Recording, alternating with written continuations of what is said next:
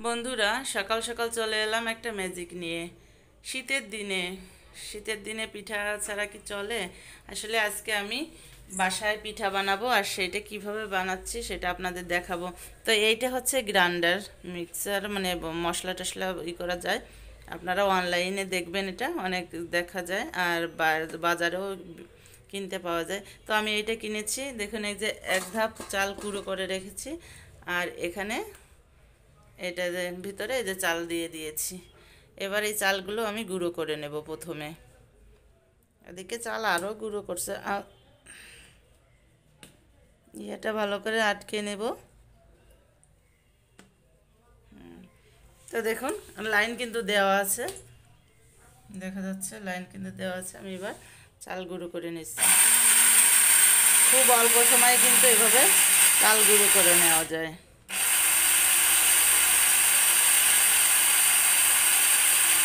আর শীতের দিনে তো গ্রামে ধুম পড়ে পিঠা তৈরি, আর যে কারণে আমরা যদিও এখনও গ্রামে না, শহরে। আর এখন পৌষ মাস চলছে, পৌষ মাসের মাঝামাঝি, মানে শেষ দিকে আর কি। আর কিছুদিন পরেই কিন্তু পৌষ পার্বণ। আর পৌষ পার্বণ বললে তো অবশ্যই আমাদের সনাতন ধর্মাবলম্বী যারা আছে সবাই কম বেশি পিঠা খেয়ে থাকেন। আর সেই সাথে আমরাও তো ভাবলাম যে বাসায় একটু পিঠা তৈরি করব, কিভাবে তৈরি করব। তো প্রথমে গ্রাইন্ডারটা একটু সমস্যা হয়েছিল, যার কারণে কিন্তু আমরা অফ রেখেছিলাম গ্রাইন্ডারে। ওদিকে মাও কিন্তু শিলপাটায় চাল কুটছে। তো কিভাবে শিলপাটায় এবং গ্রাইন্ডারে চাল কোটা যায় সেটাই আপনাদের দেখাচ্ছি। তো এই দেখুন, এই যে দেখুন, খুব অল্প সময়ে কিন্তু চালটা গুঁড়ো হয়ে গেছে। আর দেখুন, এত মিহি দেখছেন। আমি কিন্তু অলরেডি কিন্তু কারেন্ট অবস্থায় আছে, সেই মানে অন অবস্থায় আছে, সেই অবস্থায় কিন্তু এই যে হাত দিলাম, হাত দিয়ে কিন্তু গুঁড়ো আপনাদের দেখাই দিচ্ছি। তো দেখুন, খুব সুন্দর একটা জিনিস। এভাবে দেখুন, চাল কিন্তু মোটামুটি করে অনেক গুঁড়ো হয়ে গেছে। এবার বাকি এখান থেকে নিয়ে নেব। এটার একটা সমস্যা হচ্ছে কি, আমি প্রথমে বুঝতে পারিনি যে গ্রাইন্ডারটা গরম হয়ে গেলে কিন্তু আর কোটা হবে না। গ্রাইন্ডার ফের আবার ঠান্ডা করে আবার দিতে হবে, তাহলে কিন্তু আবারও কোটা হবে। তো আমি প্রথমে বুঝতে পারিনি বলে এরকম একটা অবস্থা হয়েছিল। গ্রাইন্ডার গরম হয়ে যাওয়ার পরে আর কোটা হচ্ছিল না। তখন কি করব, মা বলল যে চলো শিলপাটায় বেটে নিই। কালকে অনেক কষ্ট করে শিলপাটায় অনেক রাত করে এগুলো বাটাবাটি করছি, কিন্তু আজকে সকালে ভাবলাম কি দেখি আরেকবার ট্রাই করে হয় কি না। তো দেখি কি এখন আবারও হচ্ছে। যাই হোক, চাল গুঁড়ো গুঁড়ো করে নিচ্ছি। এই দেখুন, এবার কিন্তু আর হচ্ছে না। তার কারণ হচ্ছে আমার গ্রাইন্ডারটা আবারও গরম হয়ে গেছে। তো এক্ষেত্রে আমি কি করব, এই যে যে গুঁড়ো করা চালগুলো আমি মায়ের কাছে দিয়ে আসবো। এইগুলো টেলে আবার মা গুঁড়ো করবে। তো দেখুন, এখানে কিন্তু শিলার পাটা রয়েছে, মা এগুলো গুঁড়ো করছিল। এটাকে গুঁড়ো বের করছো এটুকু। তো যাই হোক, এইগুলো এখন টেলে নেবে। আমি আপনাদের একটু টেলে দেখাই যে কতটা গুঁড়ো পড়ে। এবং গ্রাইন্ডারে খুব অল্প সময়ে গুঁড়ো করা যায়। দেখুন কত সুন্দর গুঁড়ো পড়ছে।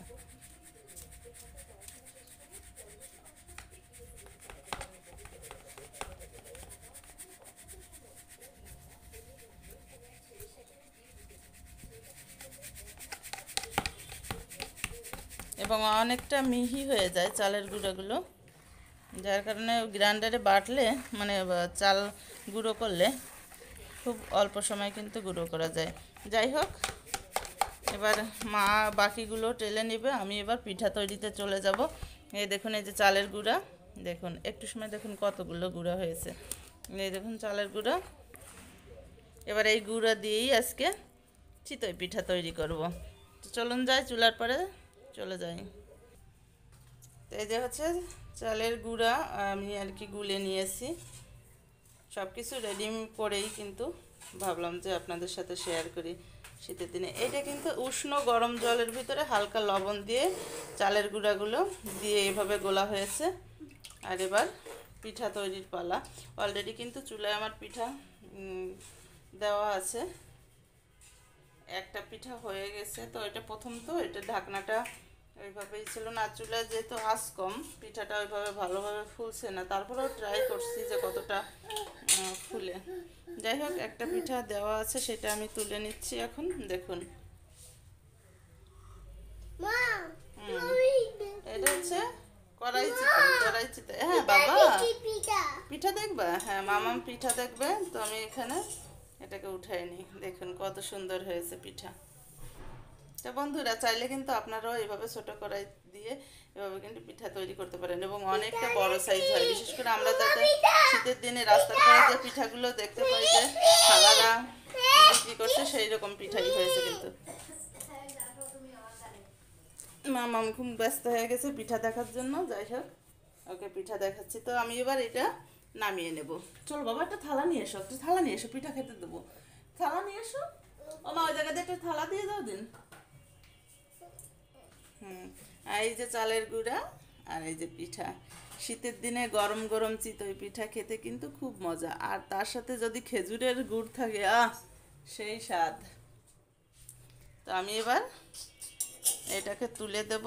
এই যে হ্যাঁ, নাও নাও নাও। হ্যাঁ, তোমরা নিয়ে খেয়ে ফেলো। ওই প্রথমটা তো ওইটা থাকুক, ওইটা ঠাকুরের কাছে দেবানি। তো আমি এখানে আবারও আরেকটা পিঠা দিয়ে দেব। এখানে যে মাঝে মাঝে লেগে যায়, এবার এই ময়লাগুলো কী করে দিতে হবে, তুলে ফেলে আবারও নতুন করে দিতে হবে। তো চিতই পিঠা শুধু যে গুড় দিয়ে খাওয়া হয় তা কিন্তু না, চিনি দিয়েও খাওয়া হয়। আমি এখন মামামকে একটু চিনি দিয়ে আর এই পিঠা দিয়ে ওকে খেতে দিচ্ছি। না, নিয়ে যাও। হ্যাঁ, সুন্দর সুন্দর।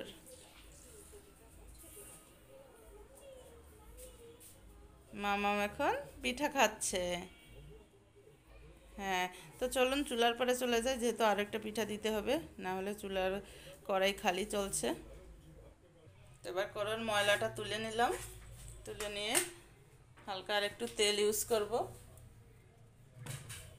সামান্য পরিমাণে। তেল না দিলেও হয়, কিন্তু তারপরেও অনেক সময় লেগে যেতে পারে, তাই একটু হালকা তেল দিলাম। আর এবার ফের আবার গোলাটা এইভাবে একটু গোলা কিন্তু এভাবে মাঝে মাঝে নেড়ে চেড়ে দিতে হবে, তা না হলে শক্ত হয়ে গেলে ভিতরটা জমাট বেঁধে গেলে কিন্তু পিঠা দিলে কিন্তু ওইভাবে ভালো পিঠা হবে না। এই কারণে কিন্তু মাঝে যখনই পিঠা দেবো তার কড়াইতে, তার আগে কিন্তু এভাবে নেড়ে চেড়ে গুলিয়ে নিতে হবে। তো দেখুন, আমার হচ্ছে কড়াই চুলার আঁচ কম, তো এই জন্য পিঠাটা ভালো ফুলছে না, কিন্তু এইভাবে দিলে কিন্তু খুব সুন্দর পিঠা হয়।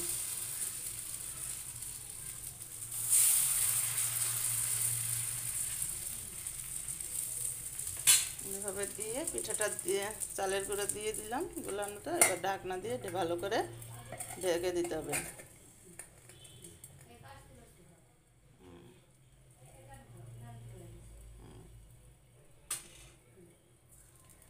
এই দাগ দুটো দেওয়ার কারণ হচ্ছে, বোঝা গেল যে এই সোজাসুজি মানে এই ঢাকনা এবং এই বসালে টাইট থাকবে।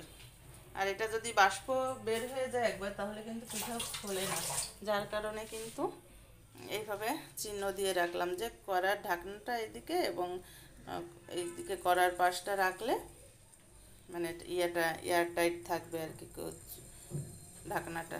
তো দেখুন, আবারও আমাকে কিছু সময় অপেক্ষা করতে হবে, বেশি না। জাল থাকলে তো 1 মিনিটও অপেক্ষা করা লাগতো না, সামান্য সময় হয়ে যেত। কিন্তু যেহেতু জাল কম, সেহেতু আমাকে 1-2 মিনিট অপেক্ষা করতে হবে পিঠাটা হওয়ার জন্য। তো এদিকে পিঠা হতে থাকুক, তো আমি আবারও ট্রাই করি যে এটার গ্রাইন্ডারটা ঠান্ডা হয়েছে কিনা। দেখুন, এই যে চালগুলো দিয়ে গেছিলাম, সেগুলো দিয়ে আবারও ট্রাই করব।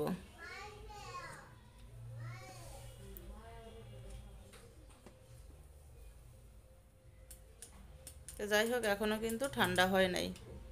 বুঝতে পারলাম যে গ্রাইন্ডারটা এখনও ঠান্ডা হয় নাই। ঠান্ডা না হলে এটা কিন্তু হবে না, আমাকে আরও কিছু সময় অপেক্ষা করতে হবে। তাই আমি কারেন্টের লাইনটা তুলে ফেললাম। যার কারণে লাইন থাকলে অনেক সময় দেখা যায় গরম থাকতে পারে। লাইনটা তুলে ফেললাম, লাইনটা অফ করে দিলাম। আর এদিকে দেখে আসবো পিঠার কি অবস্থা। যদিও 2 মিনিট হয় নাই, তারপরেও দেখুন 2 মিনিট হলেই ভালো একটা অবস্থানে যাবে। দেখুন এটা হচ্ছে এয়ারটাইট। তো এদিকে দেখুন মামাম কিন্তু পিঠা খাচ্ছে, কি সুন্দর। কেমন হয়েছে মাম্মা? টেস্টি হয়েছে?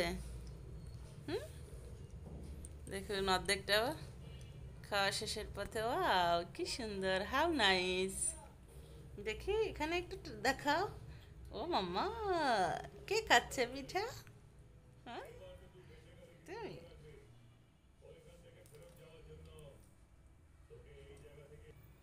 হ্যাঁ বাবা, সুন্দর হয়েছে। টেস্টি। দেখুন মামাম কিন্তু পিঠা খেয়ে নিল।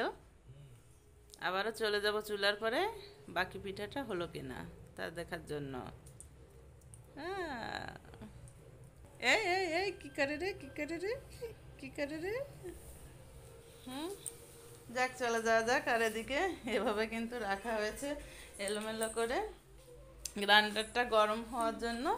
গ্রাইন্ডার গরম হলে আবারও চাল কোটা, বাকিগুলো যে চাল রয়েছে সেগুলো কোটা শেষ করতে হবে আস্তে ধীরে করেই, যেহেতু সময় আছে সারাদিন, আস্তে ধীরে করেই করতে হবে। আর দেখুন পিঠাটা উঠিয়ে নিচ্ছি, দেখুন কত সুন্দর হয়ে গেছে। তারপর আরেকটু রেখে দিই, জাল কম, জাল হলে পিঠা সেইভাবে ফুলতো এবং ভালোই হতো। জাল কম, দেখুন না টোটালি কোনো হালকা হালকা আছে, জাল হচ্ছে। তো বন্ধুরা, শীতের দিনে কিন্তু আপনারাও এভাবে তৈরি করতে পারেন বাসায়।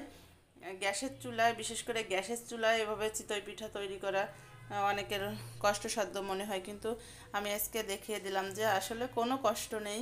বাসায় যদি গ্রাইন্ডার কিংবা আপনার পাটা থাকে তাহলেই কিন্তু এভাবে পিঠা তৈরি করে খাওয়া সম্ভব। আর শহরের পরে অনেকে চিন্তা থাকে শহরে গ্যাসের চুলায় কিভাবে পিঠা তৈরি করব। তো আজকে আমি যেহেতু ছোটো কড়াইয়ে দেখালাম, এর পরের দিন দেখাবো যে ছাঁচে কিভাবে এখানে পিঠা তৈরি। আগেও দেখিয়েছি, একটা ভিডিওতে আছে, আপনারা চাইলে দেখতে পারবেন, যে ভিডিওতে দেখিয়ে দিয়েছি যে গ্যাসের চুলায় কিভাবে চিতই পিঠা তৈরি করা যায়।